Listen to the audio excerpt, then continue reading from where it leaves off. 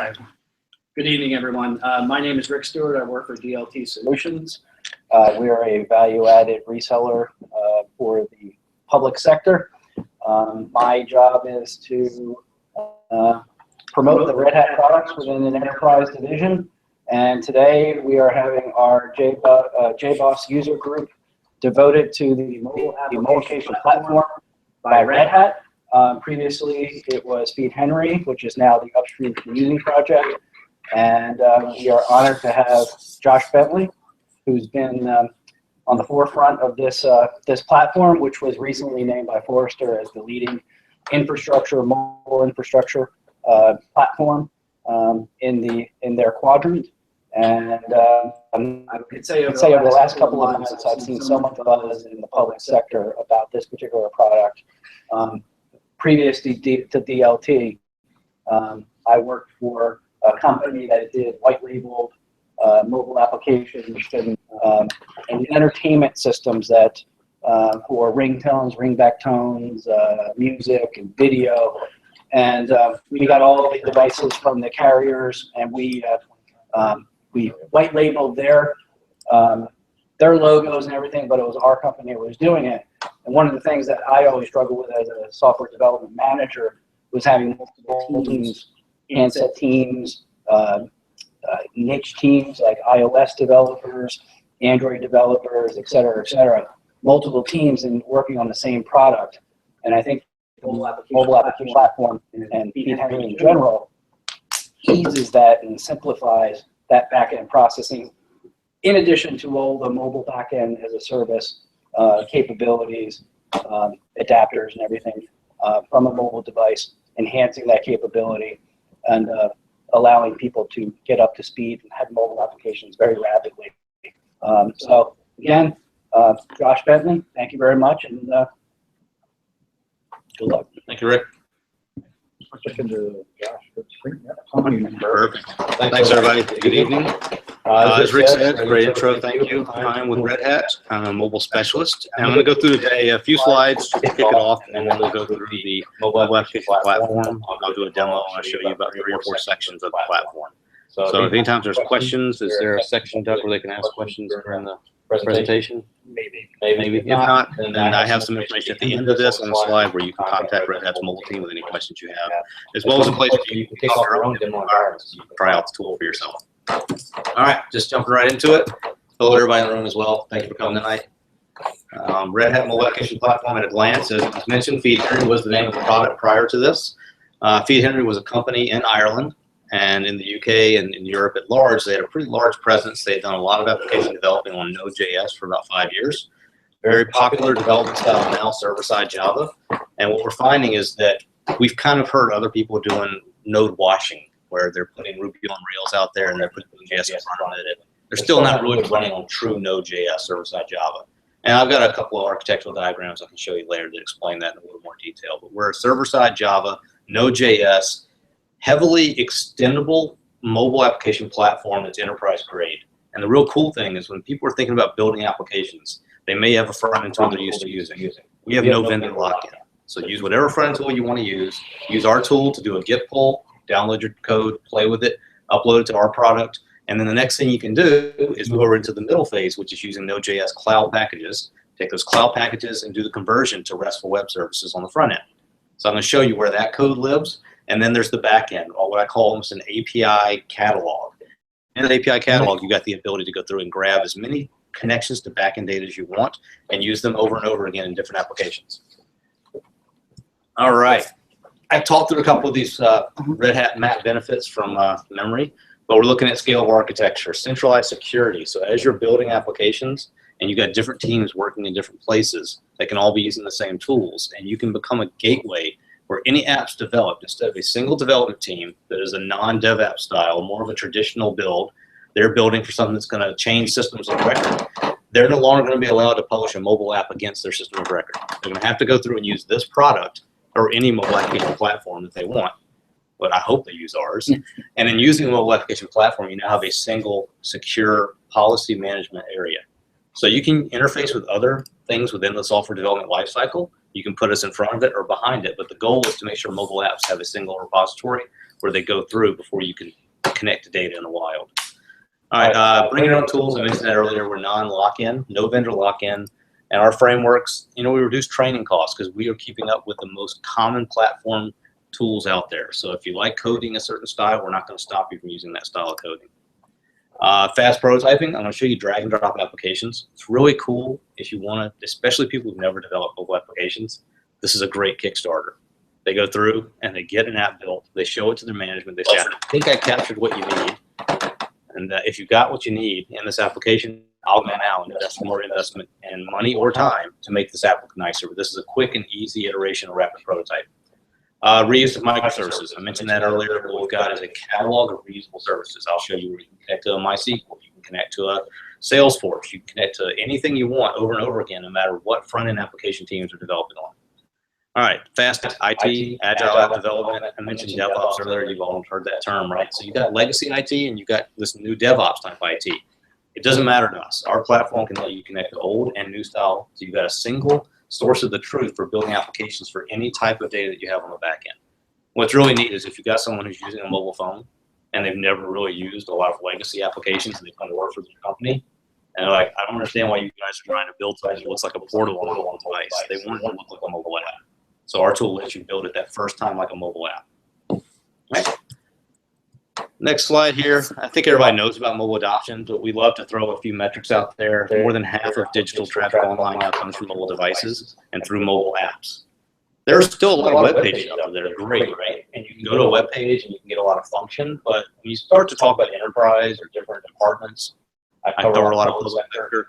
Opening up an entire portal on a mobile device just isn't as healthy and rich for the user experience as using a dedicated application. Maybe the application can do 4 or 5 functions, but it should be 3 clicks and then get out of it. So that's the goal, is to try to get as much things as you can into the mobile apps. Goldman Sachs estimates for e-commerce sales in 2018, $626 billion. I buy a ton now on my device. I probably made a purchase. My first one was from a company that sells books, right? I'm buying a book online for the first time, and Amazon ships it to me. And I thought it was the coolest thing. I bought it while sitting in a movie theater on a flip phone. I think like a Razr or a Motorola StarTAC. I couldn't believe I manually got through this process on this flip phone with a T9 keyboard. And now it's literally, there's an app you go in and you can save your password. And my wife's buying books every 3 minutes. Boom, boom, boom. Is that a good thing? It's crazy. Buy books. And we share them across our devices. So I'll find out about a good book and share it with her. She can read it because we're all part of the same family of mobile application connections. And then finally, so 65% of the time spent on social networks happens on mobile. I think this is, used to be everybody's. I love stories by the way of metaphors. So everybody had a BlackBerry, and what did they do? They played Brick Breaker all the time, right? So now they're checking their social feeds. So instead of playing Brick Breaker, or it used to be Angry Birds 3 years ago. That was the big joke. Now it's everybody's doing Facebook, LinkedIn, Twitter. My daughter uses Tumblr, I think. And so she's on Tumblr. I don't know how to use Tumblr. I'll give you a great use case, but I don't know how to use it. All I know is instead of homework, she's not kidding. So driving digital transformation. Consumerization of IT, 2010, 13, that was a big phrase. I like to call it consumerization of mobile. So iOS came up because of the iPad in 2010. That really drove a lot of what happened in the mobile space. Experimental apps coming out. There were point solutions. I need to put in a request for time off, or I need to go through and book a trip. So I'm booking on a mobile app to book airfare. And now it's changed from that to 2013 to 16, a mobile-first mindset. As I mentioned a couple of minutes ago, I want to develop this for mobile, not for a laptop. And I'll adapt it as a mobile web page that can be viewed on a web browser, and it can be viewed on any device. It doesn't matter, but why am I designing for a non-mobile device first? We've moved into that now in the last 3 years. So through next year, you'll see that we've changed into the digital enterprise. So instead of working on multi-devices on web browsers and being device agnostic and enabling businesses, we're now moving to the wearables, the Internet of Things. Mobile architecture is being thought of now instead of web architecture. One of our colleagues likes to mention that what web pages and web servers did for old legacy data, that's what our server can do for you with mobile apps. So we've got a mobile application platform that serves as the same place as a web server did for web pages. All right. So device-centric at the bottom, app-centric in the middle, to now where we're doing information-centric. Has anybody seen the Amazon push little? Yeah. Amazon push. Okay, great, thanks. So Amazon Push, if you don't know what they are, these little tokens, and they're more consumer-based, but they can be used for anything, actually, if you write the API to talk to a data source that can place an order. So if you need to reorder, I'm going to name, I think one of their brands is Tide detergent. You're literally, you have a Bluetooth device you glue onto your washing machine, and you tap it. It's a wearable for your machine that washes your clothes, if you think about it like that. And you're pressing the button when you want to reorder your Tide. Tide comes in the mail through Amazon, through their fulfillment process. So that's where we're getting to now. Instead of the smart refrigerator, we're moving to targeted point wearables for things that you need to replenish. My printer, I love that they don't sell printer ink yet. I want printer ink replenishment on my printer so that I can, whenever it gets low and it pops up and tells me, just reorder. So that's where it's getting to. It's not just wearables for people, it's wearables for smart machines. That's why we need an IP address, right? Have an IP address. All right. Here's the architecture deck that I promised you. Architecture slide in our deck. On the left-hand side, enterprise systems. These are your databases. These are repositories of JPEGs. These are systems of record, ERP systems, whatever you want to connect to. You securely connect that to our mobile platform. At the top, I've got app development tools. I'm going to show you a lot about that in my demo in a few minutes. And at the bottom, we've got cloud deployment. We can do public, private, hybrid, platform as a service. Full on-premise. Doesn't matter how you want to deploy the product. It really is a mobile backend as a service, a mobile platform as a service for building apps. We've got things up top, templates for building apps, EKs, we build farm. We've got the ability to connect to whatever IDE you want to use to develop in these most common development operating systems for the device. And then on the left-hand side, moving to the right, you'll see that we now have another blue bar. And what's that showing you is collaboration, lifecycle management. So I've got teams of users, I've got DevOps people, I've got server admins, I've got people that are just building apps, I've got people that are just maintaining all these backend systems. So they're all going to get an interface to connect to our Red Hat mobile application platform. And then securely on the right, we've got another layer of security. You can take whatever your two-factor authentication is, you can put that in front of the actual mobile app platform and your data sources, and then your mobile devices are connecting. Once the app has been pushed out to the device through whatever mobile device management you're using, we don't lock you into an AirWatch mobile server. We actually interface with those if you'd like us to. And we have an app store function that can push right to their app stores, and then the devices automatically get the new app builds as they come out from your repository. Any questions in the room? A lot of data being recorded. So if you want to be recording, don't ask a question. All right, cool. All right, so this is what I'm going to go through in a minute. In the demo, I just wanted to show you a screen of it because I talk through a lot. As you can tell, I talk a lot and I talk quickly. So I want to go through this part twice because in the live demo, it's really nice to go through what we call our three-column screen. So I'm in a section where I'm in application. This is the app build section where the people who build apps are going to be using most of their time and their tools. In the middle, I've got my cloud codes I mentioned earlier. This is our Node.js packages. I'm going to show you how to cut and paste that code and actually build a Node.js package. And then on the right-hand side, I've got my mobile backend as a service connections. These are considered mobile APIs. So these are mobile backend service that can be consumed through a cloud app and then presented as a RESTful API on the device. So these three columns work in tandem for every application. You may not have a backend data source. You may just need the cloud app in certain cases. But this is where most of the app building and connections are going to happen in our platform. And I'm going to go through and I'm going to show you other things like drag and drop where to build an application. I'll show you the service and API catalog, and I'll probably touch on the fact that we have administration areas and things like that within the tool. All right, I'm going to switch over now to my Safari browser, and you should be able to see our project screen. Jump into my Hello World Cordova. I've already won the battle in this live demo broadcast because I'm connected and still working, and I just refreshed the screen. So I might stop now. Not gonna wood. All right, so I've built a couple of versions of the Hello World application here. I've got an Android version of iOS, and I've got a blank web app. It doesn't have to just be built for mobile apps. It can be a web app. The data that you're messing with inside of here can be replicated, so it's a write once and deploy to many style. If I go down to my actual build icon, I can see that I can build this for Android. I'm in my Android area. I've got no artifacts. If I want to build this right now, I'll go through and build a version of it. It's going to let me know it's building it. It's going to show me a progress bar, give me the date. This is important for teams that are dispersed across in different places and they're all working together. They can see the last version. They can say, oh, version 15 is broken. We need to now only use app 16. So it's actually completed. So it's a rock and roll live demo. What I get at the end is a QR code. Oh, ye of little faith. I'm using Wi-Fi right. Wi-Fi can great. So QR code, you can download this app. I'm not sure what it does. I believe it's a little app, which is going to let you type in your name, say hello. The cloud app's not up and running, it'll work, but hopefully this will run right now, my test. What we got again was a completely built. That was an Android 8 file that can be downloaded. If I come back later, instead of going to an MDM server, I'm going to wrap prototype environment. The team says we need that again. Here's the QR code, and here's the shortcut to actually download it. If I click download now, it's going to actually download it to my Macintosh machine and give me a local file, an APK that I can mess with. Now, why is that important? Because I'm somebody who maybe doesn't want to use a local editor in the tool. Maybe I want to, instead of using the local editor within my Feed Henry Red Hat mobile application platform console, maybe I want to go down here and use Sublime Text Editor. And I want to actually go in and mess with my hello.js file within this. So there's lines and lines of code here that I can scroll through and edit, and I can make notations and statements, change the app and break it. We know that messing with code can be dangerous. It can ruin 2 hours of work in 10 seconds. So we save multiple copies, right? So then we've got those copies of the files that we upload. And the way that we upload those in here is with our editor. So this is where I've got a little window that allows me to go through and actually look at all the files that are inside of this. So I can see my screenshots. I can see, different libraries associated with it. I've got my jar file. Maybe some of these aren't able to be edited and other ones are. So I can go through and just keep clicking on the files that I need to actually edit. And if I want to, I can do a git pull.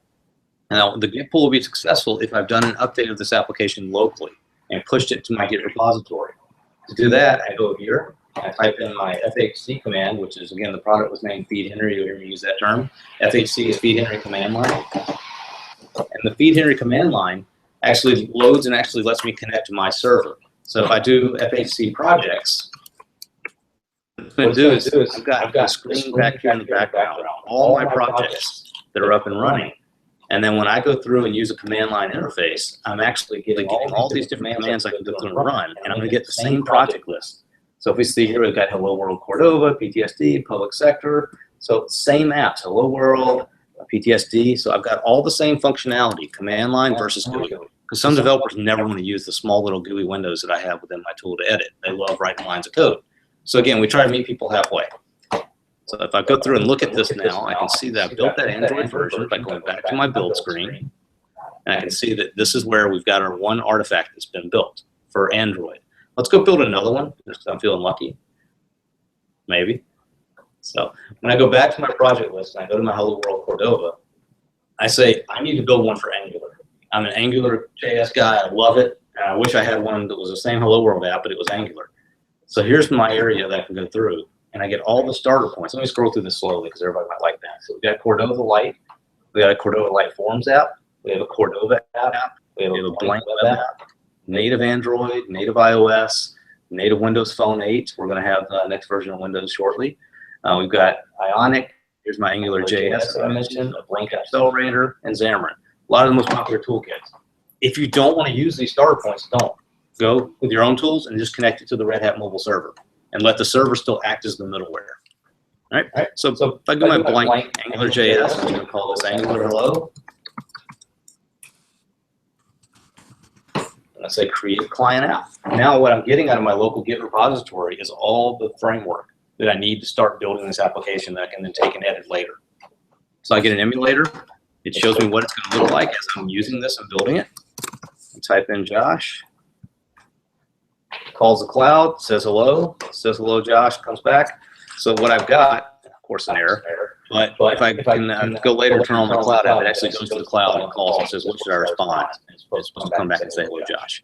So this is where I've actually built a new version, then that HTML5 screen is showing me what I can actually edit. So here's some grunt files, and here's my package JSON. Again, I can go through and edit these files in this emulator, or I can edit them in my Sublime Text Editor, whichever way I want to do it. So let me go and show you now the lifecycle management and why that may or may not have worked a second ago. And then I'll go back and show you our build farm in a second where we can build all these different types of versions. So here's my Angular Hello that I just built. I've got no binaries for a device, so there's nothing to show there. But I do have the Android one that I built earlier. If I scroll down, I'm going to see I've got my cloud apps. I have one cloud app running here. And this cloud app is working in a development area. I have a test environment. I have pre-production. I have live.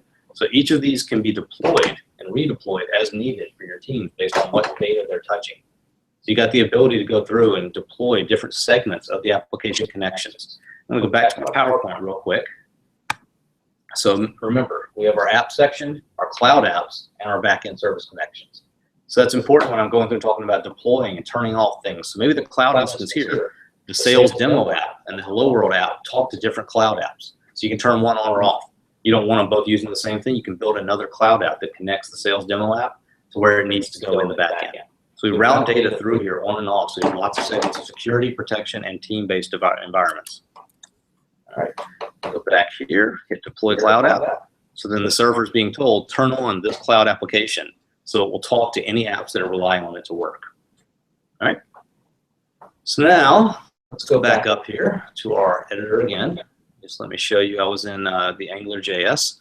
So this is where I can edit these files and get my emulators, or I can go back and I can show you what it looks like to build one for iOS. So now I've got my Angular, my Android, here's my iOS version.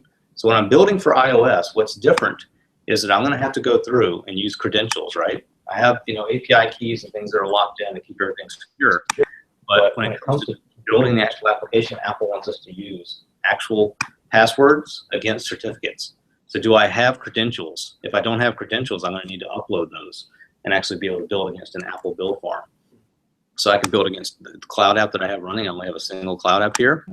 And when I've got my iOS environment, it's going to say, do you want to load this against the master? Do you have different branches? So we've got all the different hooks that you need to build your application against iOS and Android. Any of the other tools that I'll show you there, you can file and build. And again, up in the upper right, I've got development, test, pre-production, live. So if you've been playing with it in development for a while, ready to build one for the live version, you can go here and build one for live. You click on iOS, go down here and you hit build. And it's going to fail if I don't put in the password. Maybe I'm not authorized to build Apple applications in my environment. So my company has credentials. They didn't give them to me. They didn't share them. So I don't have the password here for the private key and the certificate. So these are optional passwords to protect against people building iOS files. And that's typical of all the tools like test flashlight. That's just really up to Yep. stuff you got. Exactly. Thank you. Thank you. Okay, let's look again at my export section. So I can also export files when they're built, just like I was downloading that local Android. I can export my binaries and then open them up locally on my machine and build them. So I'll just go into my editor, hit file, and then open, and I could open this file and start actually editing and building on my local command line editor. All right, so that's how to build when you're more developer-centric, right? So let's talk about what to do when you want to connect the actual code. So let's go into a project, Hello World, and let's look at what it means to connect to an actual data source. Actually, let me go into a different one. I have a SQL connector connected. So I go here. I've got a cloud app up and running. So this has an app ID and an API key. So if you publish this application, the binaries I was in a second ago for Android, iOS, Angular, those API keys are locked in that application code, the binaries to use our platform. So if you try to connect to the backend data source on your own, you wouldn't be able to. So I have a hackathon coming up where people are going to be building apps for PTSD, anything they can do to help the PTSD environment. And this hackathon is being run by a partner, Longview. And what Longview is doing is they're saying, hey, we have some data. We're going to give you synthetic data access. Can you connect to it with your platform? So it's a really great use case. And then once it goes into production, the applications for anybody that's using on a mobile device wouldn't be able to work unless they went through our platform. So once the hackathon's done, I turn off the server. And all the APIs associated with any apps they build that weekend go dead. So pretty good real use case. All right, let me show you what it looks like in the Node.js modules. So let's say that I'm going to go and connect to a MySQL system. Click here, and it says add this code to your package.json. So you take the code. If you look here, we've got a bracket. I will simply cut and paste this to start off the building, and then add this to the main.js, the main JavaScript. So it gives you the actual instructions to go through and cut and paste into your cloud app. And then your cloud app becomes productive if it has the username, password, and it knows what the database schema is on the back end based on the environmental variables you actually plug in. So if I wanted to look at those environmental variables, I can click here, and I can see what those are supposed to be.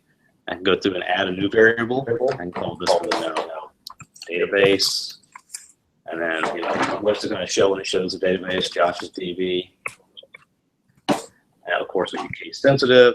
And so I create that environment, and now I've got a value. It's looking for the Josh DB data schema inside of the database it's going to connect to. So when I build my cloud app, it literally is the roadmap to get to a data source on the back end. Now, that back end, so that's a fake connection, right? I just made it up. How would I build that back end? I go to my service and API section. Let's build a MySQL connection. So I scroll through, I see I've already got a SQL connector. If I want to discover it and look at it, make sure it's the right thing, I can toggle on and off here and see what it looks like. Yeah, that's exactly what I need. I go through and just say choose. Today DLT is hosting this meetup, so I'm going to call this DLT MySQL. Say next, and it's going to say what's the host name, what's the username, password. Well, it's all fake because nobody here gave me any credentials before I got here to build a SQL. So I'm just going to hit create. It's going to fail if I try to connect to it, but it's still going to build the framework. And those environmental variables can be plugged in later. All right. I'm pushing my luck. I'm building stuff everywhere. Took 82 screenshots before I got here, just in case I had to go through and act like I was doing a live demo. All right, while that's building, I'm going to go back to my projects. Go to my Hello World Cordova. I have such faith in this demo now and the system working. I'm going to leave that page cooking, and it's going to just appear like magic in a second. So I've got my Angular Hello. I've got my different versions. I've gone in and I've edited this cloud app. I went in and did a lot of coding earlier when you guys weren't here. I didn't. But so this app that I'm in, this cloud app, is going to go through and it's going to let me actually process connections to the back end. So I don't need this source. That's what I did for another demo. Let's turn that off. How do I turn on and off a service? Well, that's the back end admin's right to build and actually give me access to these. But I'm actually like a front end app developer right now, still in the same role. I'm going through, turning off Salesforce. Now I need to turn on MySQL. I got a couple of different ones here, different samples. I got a test SQL. I got a PTSD, so there's that one that I built. And I've got tons of different choices. Well, I want to use, well, there it is, like magic, DLT MySQL. So it's still built. I do not left that screen. I hit associate service. I wait for it to fail because it doesn't have the password. Not a problem, though. And I just hit my back button and I can look at it. And I'll see that it did actually associate the DLT MySQL with my cloud app. I've already done the hard plumbing stuff earlier. So now someone gave me rights. They went in and built a connection to that back end. And I just turned it on. So that's how easy it is to turn on a connection to an application if you know how to wire it as a front-end developer. All right, so now taking off the front-end application developer hat, putting on the back-end access app. I'm going to build access for Josh. So Josh needs to have access to MySQL. How do I get him access? Well, that's where I go into my service and API, and I provision a new one. So then I provision this new one like I just did a second ago. I'm choosing to build that. So when I typed in DLT MySQL, this is the backend admin's role. They're turning on this access. Front-end person who doesn't have this access. So I'll call this one 2 just for the sake of argument. And I hit next, and that's where it's asking me, the backend admin, to do this. So maybe in a customer's environment, they're going to open a ticket and say, will you give me access to database 28? Somebody goes in here, they build the backend service, and they publish it, and then when the front-end developer goes into their front-end section, the service and API screen is not going to show them a build button. They won't be able to provision. They'll just be able to see that there are backend activities, like in a catalog, to connect to. And then in their application code, the project they're building, they can simply go in and they can associate the same SQL they were given access to once they open that ticket with as many apps as they want. So this is one that I called Hello World. Let's go back to my main screen. Let's pick the ABC platform demo project. I've built a lot of different versions of this one as a developer, but I'm only connected to a couple of things. I got John's Oracle and a sample MongoDB. I went in and I wrote some code here, and I'm allowed the cloud code to connect and talk to the DLT MySQL. So I hit Associated Services. I go back to that screen and I look. Slower, hit my back button. Now I've got 3 services on the right-hand side. So as many as I request access to, the admin presents them in the service like a catalog. And this can also be a catalog of catalogs. You can have an L3 or an Apogee or some other system out there and present a connector to that and route it through our server. All right, I'm throwing a ton of stuff. Is it all showing well? Looking good? All right, let's build an app because that shows even better. Drag and drop applications. We have form apps, and they include several things called form builder, form themes, form submissions, form projects. A form project simply means that the skeleton's there that knows it needs to use forms. That's why we have form projects instead of regular projects. If I look at a form builder, that's where I can actually see the pages that are going to be inside of my sample app. my web app. So I've got a repair damage, and expenses, performance review. Let's look at one of our 36 36 templates and pick pick another one today associated with the project. It'll It'll take us about 10 minutes for it from beginning to end to build an application. A A functional application that you can download, by the way, and use, put data into. So We're gonna, let's do meeting form because we're having a meeting, meet up. So So we've got an icon at the top that represents Feed Henry, mobile application platform. We've got a meeting form page, one page. We've got a title, date of the meeting, time of the meeting. You can actually interact with this, get current time, get current dates. We can see what this app's going to look like, and it's perfect. That's what we need. So let's go ahead and build. We're going to call this form meetup DC. JBoss, right? All right. All right, no description because I don't like typing. Say create form. So I created that form. It means I have a single page form for a meeting that's available. That I can associate projects with. It wasn't perfect. It didn't have a couple of things that I wanted to have. Everybody's got name tags on today. They have barcodes at the bottom. Maybe they don't. If they did, we'd use the barcode scanner. So we just drag the barcode scanner over and add that. So now when I'm at the meeting, I want to make sure I hit attendance. I scan those barcodes and puts them into the back end. Earlier I mentioned there was a form submission part of our forms projects. That's where the submissions will route through to. All right.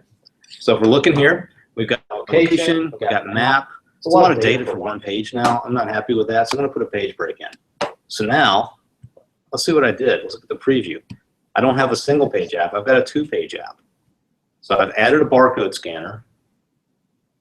That's right here at the bottom of page 1. And then I built a second page with a map, the name of the participants. A couple of things we can go through. Was the agenda completed?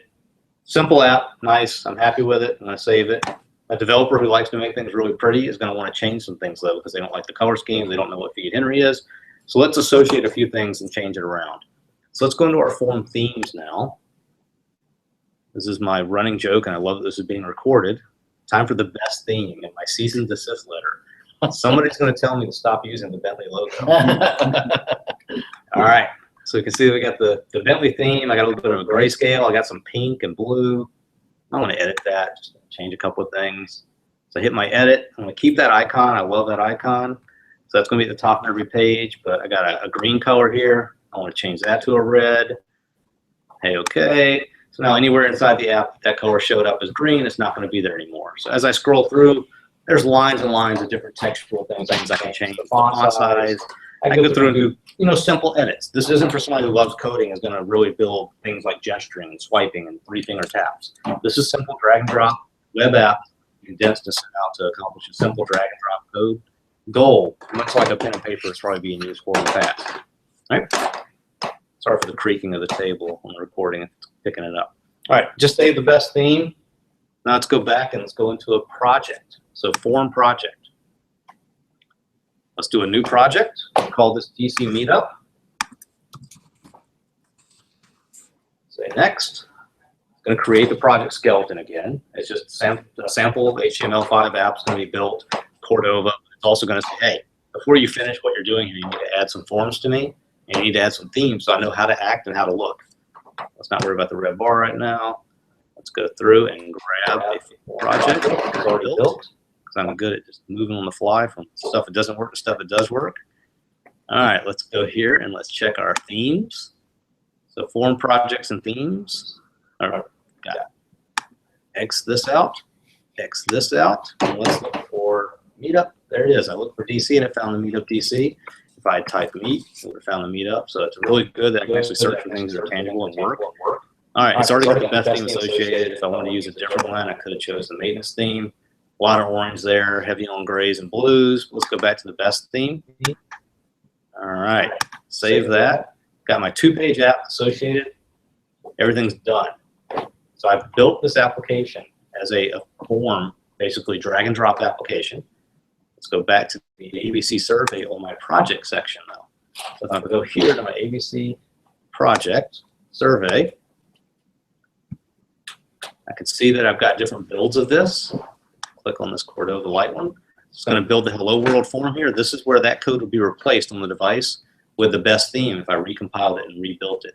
So I go through and build and actually say I want to build this for Android or iOS, whichever kind of device I want to build it for. I can go through that now since I've done a few build screens earlier.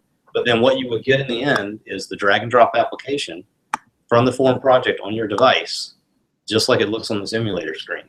So you can change it. You can actually do whatever you need to do to associate different themes with it and make an application on the fly that's very iterative, that can be changed. And as you go through and you say, hey, this is perfect, let's move to the next phase. Everything I'm showing you, you can still use our platform to route through the middle. So I'm doing a lot of front-end development with Sizzle, right? It shows well, but everything that connects to those back-end data sources is going to be there for you to reuse as you keep building front-end applications. All right. Show you form submission section. So this is where if you send any data in, it's going to come back to the back here. So this is where we have by project, by form, any data that's been sent into the server. So this is a demo server. There's no apps that are sending data to the back end. So this is where we can see our submissions, latitude, longitude, anything sent in, pictures associated with the application. So all that gets captured. Admin of the server.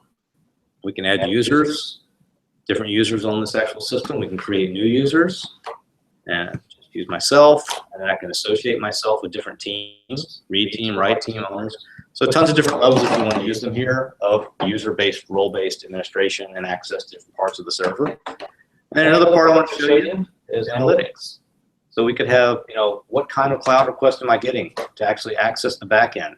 What kind of devices are connecting? Where are they connecting from? So we track all those kind of metrics. So I can go through the server and pull down different data, or I can export it straight to another system use, like a big, you know, repository for measuring and doing reporting. You don't have to do it inside of the server. But you can, you know, go through and you can see that I've got iOS apps that are grabbing things. I can view the details, you know, where were they coming in from, and these kind of analytics can be sent to, you know, another system. You don't have to do them here if you don't want to. The same with the role-based administration. You can interface with LDAP and SSO and grab your user admin from somewhere else. Right. Well, everything I wanted to show very quickly was a high level, a couple of slides there. I can go back to the PowerPoint if you have any questions, or I can go back into the server and show you anything else. Quick questions on the form edit fields. Those you can do the data validation easily. Yeah, things like, you know, does the phone number need to be 9 digits? Yeah. Does certain things need to be filled? Great question. So if I go into my drag and drop apps, and if I'm in my form themes and I'm editing let me grab one here, data entry, and I can actually do form rules and I can do field rules. So there's the page rules and the field rules, and I can click on a field rule and add a new rule and say, you know, if it's a phone number, it has to be a certain amount of digits. You know, then show or hide the next thing. You know, with my page rules, I can, you know, add a page rule. If you're on page 1, you have to submit things and go to page 2. Open up whatever it has to open up to finish finalizing the submission. Regular expressions or anything like that? Do you can regular expressions or to edit fields or anything like that? At a very high level, not much editing. No, you can just change. This is again for non-developers. Gotcha. Okay. This isn't meant to actually edit. If you want to take the actual CSSs and edit those, you can export the app, and you have access to all those cascading style sheets. Okay. I'm concerned is not the right word. Curious, maybe. When this gets rolled into OpenShift, the terminology of projects might be confusing with people trying to use both terms in the context which they were meant. So repeating the question in case people can't hear it, Sure. I just want to make sure. So when we merge this product completely with OpenShift, I didn't know much about, but no worries. That's a great segue. So we've got Red Hat Mobile Application Platform being built as an OpenShift 3.x, I'm going to call it. I don't want to announce which version just in case things change when the actual goes public. Later this year is the goal. And then early next year, more features will be added. So naming conventions, all that stuff's being talked about with product marketing and brand people. So while it may be confusing, it won't be on me. With terms like projects and everything, that's Sure. the high level for the version 3. Again, this product was built as a managed service originally out of the UK. And when Feed Henry built it and the term project was used, it was without an eye towards OpenShift. But now everything is being rebuilt with containers and Kubernetes and all the good stuff that comes along with the fact that we're big contributors to those communities. And with Docker and Kubernetes and Feed Henry as upstream sources of branding and naming, so I'm sure those are being considered. I also remember about every one of the Red Hat middleware products is going to be now standardized with, I think it's patterns for web experience. Common UI. So, Out of my realm of expertise. gotcha. But this is your group, so share whatever you'd like to share. No, that's all I heard of that, and I was just kind of curious if you heard anything, how it would change the interface, or it seems like it's very, yeah, I was noticing that as well. What I know is this platform and this studio for building apps is pretty far ahead of some of the command line methods that you can run when it comes to the OpenShift tools. So it's nice to see them all integrating towards the common look and feel. And it's pretty exciting. I can just click here and open up my OpenShift. So, OpenShift.feedhenry.com. I have a link on the slide as well. This is where you can go and actually sign in and build, if you have an OpenShift account, your own Red Hat mobile server. So I'll sign into this one. Hopefully my password cached correctly. Of course it didn't. So let's try once. See what happens. Sure, allow. Not now. All right. Changed every password on my Macintosh for this demo. So what you see here is I've got a lot of platform. I don't have drag and drop apps. That's missing from the menu. Okay. If I click back over here, you'll see that I have my drag and drop apps. So, and also I can build iOS apps because I've loaded my credentials, whereas in this environment, I haven't loaded my iOS credentials to this one. But very similar look and feel. This studio is running on OpenShift. What was the distinction there that you couldn't have those features in this version? It was not that you couldn't have them. The engineering team is working hard heads down on building this product to be something that includes drag and drop applications, and that part of the studio and the things that go along with it are being converted over to OpenShift from the legacy build. Correct. Yeah. At build farm, I can't speak to the status of it, but yes, the build farm is being replicated from where it was in the past to be something supported on the OpenShift version. And so we've got, that's a great point, thanks for bringing that up. So build farm, the ability to build those APK, IPA files, compiling those binaries, that's a bunch of servers running somewhere. It's, mini Macs, think of them like that. And you don't have to have a Macintosh machine or a Windows machine running, Linux machine. You actually use the build farm to credential and build your bundles. And then those binaries come down from that server and they get repository, and is that a word? They get stuck into your repository on your credentials with the Red Hat mobile server. So you're actually not putting all those files. You go into your projects and you actually look at what you're building inside of this. I've got a Hello World app. When I've got this file built, that's living on my Red Hat mobile server. But to build it, I had to go out to another cloud farm, for lack of a better term, compile it using the tools in that cloud farm, and then build that binary, save it on my local machine here, or my local cloud instance. So it's also work going into putting the entire platform on premise with Red Hat Enterprise Linux and OpenShift being the entire stack that supports our container. Particularly of interest of public sector. I agree. Hey, there's a lot of good clouds out there, and there's a lot of good on-premise products out there, but yeah, the public sector cares a lot about security, I think it's called. Yeah. You're not showing my face, are you? I don't want to see the sarcasm. All right, good. So yeah, this is the OpenShift version. I'm going to go to my slide deck here so everybody watching the recording can pause on the most important part, which is... So you can run on Red Hat, or is it still OpenShift Enterprise, or is it still only as a So right now, we will work with customers that need to run this in any environment they need to run it in. But can you go download it as a supportable subscription? Not yet. So what we've got right now is we've rebuilt it as the first phase on RHEL from where the managed service was, and it's, I don't know what you're talking about. So, I'm not allowed to pronounce that word. Yeah. So basically, we were rebuilding it on RHEL, and that's done. And we haven't productized and marketed that out yet. So that's the first phase, is to get the managed service product converted over. At the same time, we're building the on-premise product around OpenShift. So if I had to give you got to tell me what day it's going to be out. I'd say, end of this calendar year is a really safe bet. Early next year, more features are supposed to be coming. Very cool. Very cool. I put this on the screen while we were talking here. So this is where you can go to sign up for OpenShift and for the OpenShift.feedhenry.com to get your own up and running. I mentioned contact information earlier. If you want to talk to other experts beside me, because using expert and me in the same phrase is still awkward, I would say the best bet here is mobile@redhat.com. And somebody from marketing, if you want to mention my name, Josh Bentley, say I saw Josh Bentley's presentation. I want to follow up with him or one of the other account members here within North America. Or you can mention if you're in another section of the world. We have a couple of different places in the UK, Asia Pac, down in Latin America we're building out. So we have tons of experts around the globe to help you with this product. Back up here to that link. Any other questions in the room? You're looking further down the field, like maybe years, with running on the actual mobile devices themselves, and sometimes even taking over the entire device. I've seen a demo, or I can't remember who it was some agency, where it basically just took over your phone and allowed you to have a mobile device. I think with all still telephony and everything still on it. Do you see that coming? Are you looking that far down the field to capture that technology, or are you embracing it? So I would say we're embracing anything on the middleware to the back end stack. On the front end, we're not going to try to tie a developer in to where if they want to use our product, they have to build containers on the device. Okay.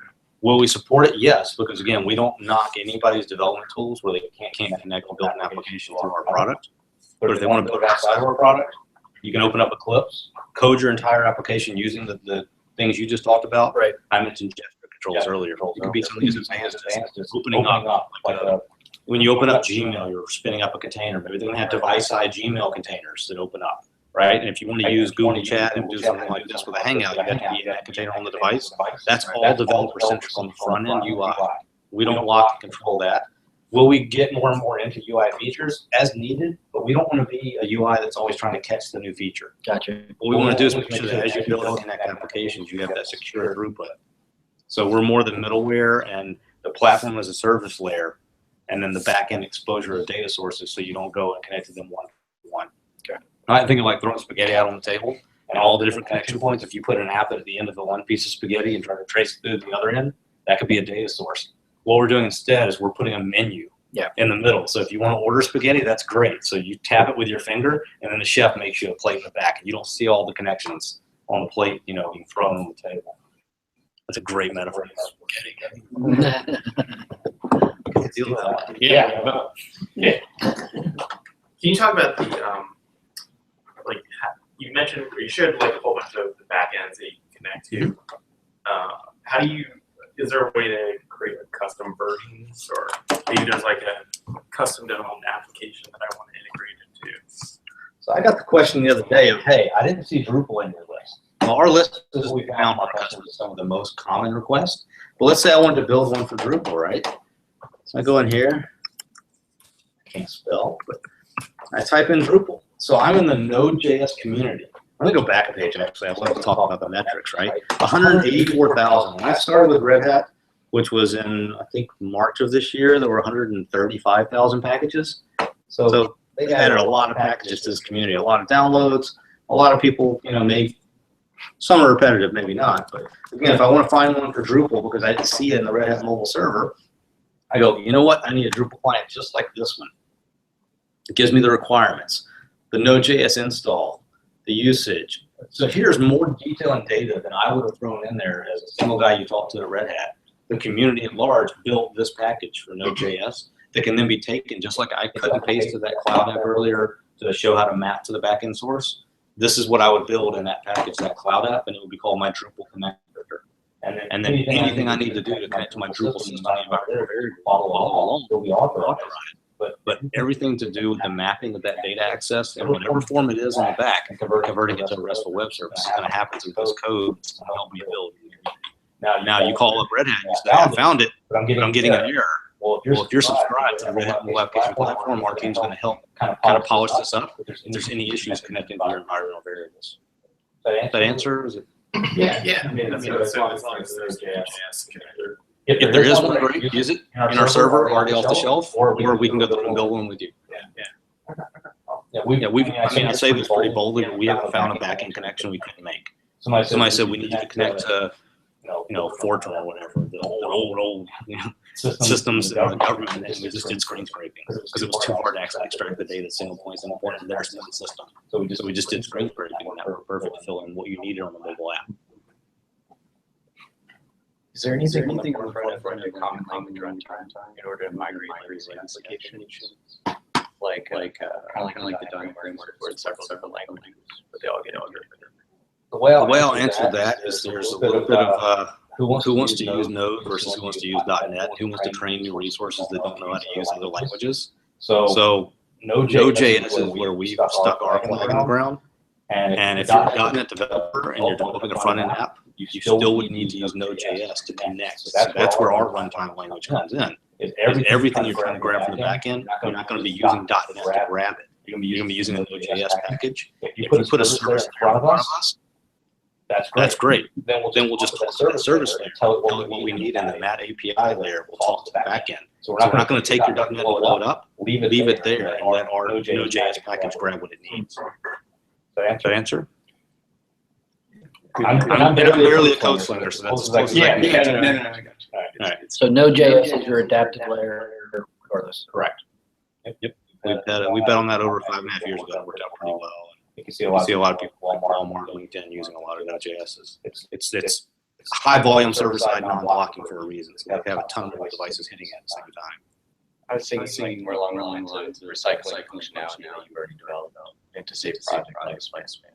Okay. So like somebody who needs to do what in their project? Like you already developed this component, you just want to extension of it on the mobile platform. So it's like rather than re-engineer that code or rework that code, just port it through. But I like the idea of an API that you can access. And that would be my first answer. But again, another deeper engineer might come back and go, we do need to rewrite another thing for that because it's not going to work as a pass through. It just depends. I think a lot of that's going to be within the slice, right? Your front end stuff can be whatever. This platform is going to be a thin slice connecting you to your other stuff. You're going to have an ESP that maybe tie them together like for systems. Your mainframes, your other stuff. But as he's saying, programs with an API and the node layer is going to be pretty thin. You're not going to be varying a lot of like business logic. Well, the good thing is seems to be very fast. It's a very lightweight. It's not a lot of translation you have to do. So my answer to you, I would leave your systems the way you have them and create another. Create a separate. That makes sense. A great point about the ESB. That's how we connected to one instance of SAP. Was we use Camel and Fuse to extract the data out of SAP because they had their own OData connections that they wanted us to use, and to get those out to our Node.js packages, we use Camel and Fuse. Nice. It's good. Love the smile. And you can use the edge too, so there's going to be speaking a lot to your cache later. Anyway, right? This is going to be your consumer-facing app. This is going to be your caching up all this stuff. Exactly. We have a couple of airlines and airports that actually people can check in and actually do That's it. right. You did the whole. What was it? Summit. Well, no, but also, what's the Irish airline? Airline is. Airline, because you did their whole platform. Right? Exactly. It's pretty awesome. Yeah, it is awesome. You meaning the team, not me. Exactly. Any questions? Rick, any other high-level concerns or future thoughts? No, I like it. You did mention that you're just is it OpenShift, and if you want to play around with this, or Yep, put that on the screen while you brought that up. So you have to have an OpenShift account, which is free, and then you can single instance of the Red Hat mobile app platform you can play with. I say single instance because sometimes things are cleaned out of the OpenShift environment from time to time, so you're not going to have a lot of URLs that are you can give to all your other colleagues. Everybody needs to spin up their own and play with it, and you can have people to use it, but it could be blasted out whenever it gets refreshed. And if you need a deeper, I'm sorry, real quick, if you need a deeper demo or a deeper farm to play with, we can build you an environment, a sandbox. So just contact us and let us know that you need us to build you a sandbox for developing applications for a trial for 30 days, whatever the case is. What was that, Doug? So that's a fully functional one, meaning I could upload my Apple developer. No. Apple developer keys are not there yet. I'll let you know when those are coming out. That's what you're saying, the build stuff still. Yeah, build farm's still being built in OpenShift. And that the build farm requires Macintosh machines running to load the Apple credentials and compile. And then the other thing that's not there yet, but it's very close, is drag and drop applications. But again, to be able to see the nuts and bolts of how the platform works is the goal. If that's not good enough, then contact me. I'll spin up a sandbox with full function. And it's running as a managed service. And if somebody says, I need it on premise, then we have a deeper conversation with our team that does consulting and we're a partner. And you know, DLT, and they can build a environment for you. Missouri could come in and say, you know, we want to help you build something that you can play with. And once you're done playing with it, go right into production. Good thing it's public sector. Yep. So I know you're vendor agnostic. Are you seeing any like testing tools that you would recommend that would be better? The answer I've been given to that so far is when you need a testing tool, use the testing tools you like. We're not going to replace them. So I don't have a recommended list of use these to make sure your app is working end to end. And it shows the failure point is either the Wi-Fi connector or the failure point is the database cache to the ESP layer. We don't get into that right now. Those companies that do that are much better at doing that. Gotcha. It was a good deflection, wasn't it? I like it. No, but I asked them if we had more testing to our platform. They said right now it's not where we're focusing our engineering efforts. Understood. Good change. That's what's cool about it becoming an open source product. Yeah, absolutely. Somebody can throw a few things out there in the community, and all of a sudden it starts to get more incorporated because there's more experts working on it. Yep.